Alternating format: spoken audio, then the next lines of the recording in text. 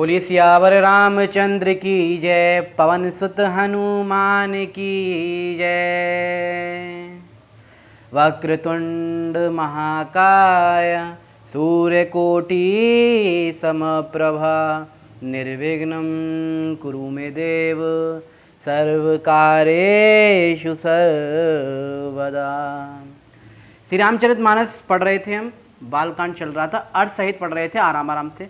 अब तक हमने देखा पार्वती जी का जन्म हो गया है, उन्होंने बहुत कठोर तपस्या की है। नारद मुनि जी के कहने पे नारद मुनि उनके घर आए थे, उन्होंने बताया कि किस तरह का वर उन्हें मिलेगा। तो उन्होंने कहा शिव जी ऐसे वर हैं जो अगर आप उनसे शादी करेंगी तो आपका कल्याण हो जाएगा। और बाकी की बात भी बताएंगे कैसे सती का त्याग हुआ और फिर जो है भस्म हुई वो योगग्नि में, दक्ष के यहाँ जाके अपने पिता के यज्ञ में जाके, वो सारी जो लीलाएं उन्हें पता थी। उन्होंने कठोर से कठोर जो है तप किया और शिव जी की आराधना की, और आकाशवाणी हुई, ब्रह्मवाणी हुई कि अब आप घर जाइए और जो है आपको शिव जी जो है ज़रूर मिलेंगे। इतना हम पढ़ चुके थे। अब जो है श्री राम की जो है वंदना कर रहे हैं, भगवान शिव वियोग में हैं, भगवान शिव जो है श्री राम का जप कर रहे हैं और श्री राम जो उनसे मिलने आए हैं, ये अनुरोध करने के लिए कि सती ने जो है जन्म लिया है पार्वती जी के रूप में, आप जो है उनसे विवाह कीजिए, विवाह का अनुरोध कर रहे हैं। यही हम आगे पढ़ेंगे। चलिए शुरू करते हैं। अब विनती मम सुनऊ शिव, जो मो पर निज नेहु, जाय विवाह शैल जही, ये मोहि मांगे देहु। सियावर राम जय जय राम, मेरे प्रभु राम करो कल्याण। फिर उन्होंने शिव जी से कहा, हे शिव जी, यदि आपका मुझ पर स्नेह है, श्री रामचंद्र जी शिव जी से कह रहे हैं, अगर आप मुझसे प्रेम करते हैं, मुझे स्नेह करते हैं, तो अब आप मेरी विनती सुनिए, आप पार्वती जी के साथ विवाह कर मेरी मांग को पूरी कीजिए। बोले सियावर रामचंद्र की जय, पवन सुत हनुमान की जय। कह से बजदपि उचित अस नाही, नाथ वचन पुण्य मैटी न जाहि।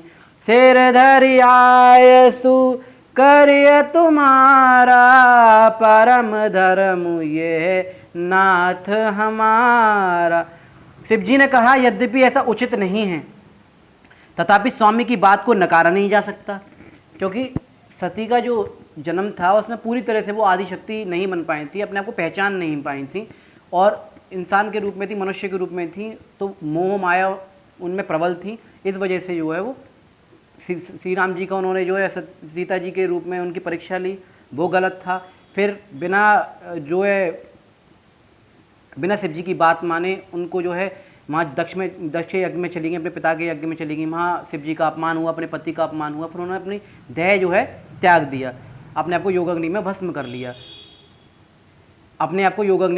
लिया, तो शिव जी को ये लग रहा था सती ने पार्वती जी के जन्म ले तो लिया है कि पता नहीं वो पूरी तरह से आदिशक्ति बन पाई हैं या नहीं, लेकिन श्री रामचंद्र जी की बात को नकार भी नहीं सकते। तो आगे देखते हैं, गोस्वामी तुलसीदास लिखते हैं, मातु पिता गुर प्रभु के वाणी, वे नहीं विचार करे शुभ जानी। तुम सब भांति परम हितकारी, आज्ञा सिर पर नाथ तुम्हारी। गोस्वामी तुलसीदास जी कहते हैं, भगवान शिव खुद कह रहे हैं इस बात को, माता पिता गुरु और स्वामी, यानी कि माता की, पिता की, गुरु जो भी आपके गुरुजन हैं वो, वैसे माता पिता ही हमारे पहले गुरुजन होते हैं, गुरुजन हैं जो भी आपके टीचर्स होते हैं वो, और स्वामी यानी कि पति की बात को बिना विचारे ही शुभ समझकर करना चाहिए। जो भी अगर वो आपसे कह दें तो उस पर विचार नहीं करना चाहिए, उन्होंने कह दी तो आंख बंद करके उस काम को कर देना चाहिए। फिर आप तो सब प्रकार से मेरे परम हितकारी हैं, भगवान शिव कह रहे हैं। वैसे तो माता पिता गुरु और स्वामी की बात को नकारना नहीं चाहिए, लेकिन आप तो मेरे परम हितकारी हैं, मैं तो आपको पूछता हूँ, आप मेरे पूजनीय हैं, आप मेरे इष्ट देव हैं, तो आपकी बात हे नाथ मैं कैसे त्याग सकता हूँ, आपकी आज्ञा अपने सिर पर मैं धारण करता हूँ। शिव जी इस तरह से श्री रामचंद्र जी से कहते हैं, क्योंकि श्री रामचंद्र जी की लीला थी ये सब, क्योंकि भगवान शिव ने स्वयं समझाया था, तब भी सती नहीं मानी और श्री रामचंद्र जी की परीक्षा लेने चली गई, तो ये सब माया थी। अब श्री रामचंद्र जी खुद स्वयं उनसे अनुरोध कर रहे हैं विवाह के लिए, तो वो जो उनकी बात को स्वीकार कर लेते हैं।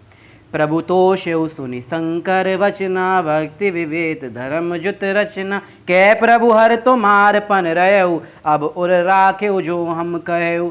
शिव जी की भक्ति और धर्म से युक्त वचन सुनकर रामचंद्र जी संतुष्ट हो गए, क्योंकि वियोग में, विरह में शिव जी घूम रहे थे। सती की अभी अभी मृत्यु हुई थी, उससे उस पीड़ा से निकल नहीं पा रहे थे।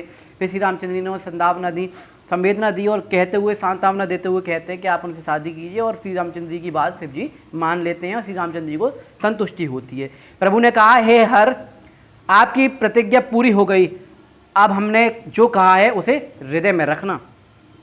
अंतर्धान भय असभाषी शंकर सोई मूर्ति उर राखी, तबई सप्त ऋषि शिव पही आए, बोले प्रभु अति वचन सुनाए सुहाए। इस प्रकार कहकर श्री रामचंद्र जी अंतर्ध्यान हो गए। शिव जी ने उनकी वह मूर्ति अपने हृदय में रख ली। उसी समय सप्त ऋषि शिव जी के पास आए। उसी समय जो है सप्त ऋषि जो है शिव जी के पास आए। तब महादेव जी ने उन्हें अत्यंत सुहावने वचन कहे। पार्वती पाई जय, तुम्हें प्रेम परीक्षा ले हो, गिरे प्रेरी पटे भवन, दूर करे संदेह, सियावर राम जय जय राम, मेरे प्रभु राम करो कल्याण। आप लोग पार्वती जी के पास जाकर प्रेम की परीक्षा लीजिए। क्या पार्वती जी अपने आप को पहचान गई हैं, पूरी तरह से आदिशक्ति बन गई हैं, वो योग्य हैं कि वो मुझसे विवाह कर सके? आप जाइए, उनसे परीक्षा लीजिए। वैसे तो उन्होंने बहुत कठोर परीक्षा की थी, अभी हमने देखा 4000 वर्ष किस तरह से की, कुछ वर्ष जो बिना खाए रहीं, फिर 1000 वर्ष किस तरह से रहीं, बहुत कठोर परीक्षा की। अगर आपको किसी भी एम को पाना है, अपने किसी भी लक्ष्य को पाना है, तो उसको लगातार आपको काम करते रहना पड़ेगा, तभी आप उसको एम को अपने को जो पा पाएंगे।